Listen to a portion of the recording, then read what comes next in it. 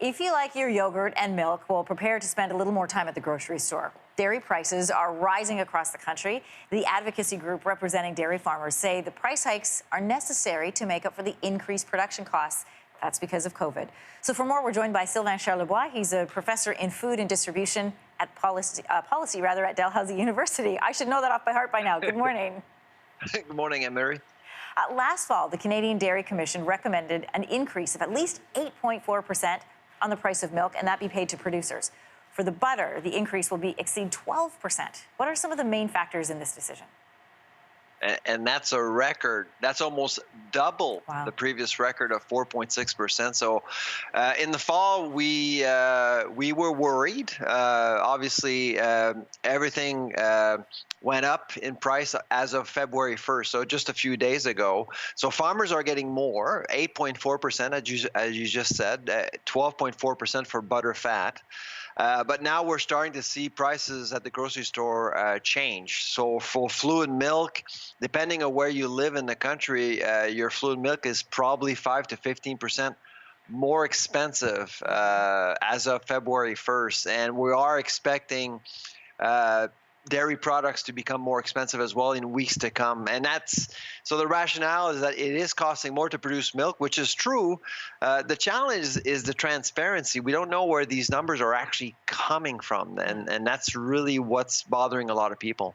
I just want to give people an indication of what it is that you're talking about. We took sort of a look across the country. The price of milk went from $4.69 to $5.39 in Halifax. The price went from $5.79 to $6.29 in Calgary.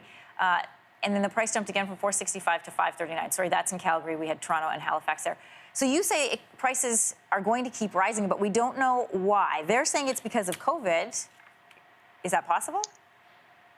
Well, I mean, in a 300-word memo, there's not much you can get out of that. That's the problem. If you go on the Canadian Dairy Commission's website, which is a crown corporation owned by all Canadians, their mandate is to actually set a price, a fair price for dairy farmers. Mm-hmm. Now, the rationale is COVID, but also to feed livestock, it's costing more as well. So that's the other argument that they're using. But again, we don't know. They actually have surveyed over 250 dairy farms. We don't know where these farms are, how big they are they managed efficiently, and because if they're not, then at the end of the day, consumers are paying for that efficiency, and that's why this transparency problem is becoming an issue for a growing number of Canadians, especially the people who can't afford to spend more on food right now. Let me ask you then about alternatives, almond milk,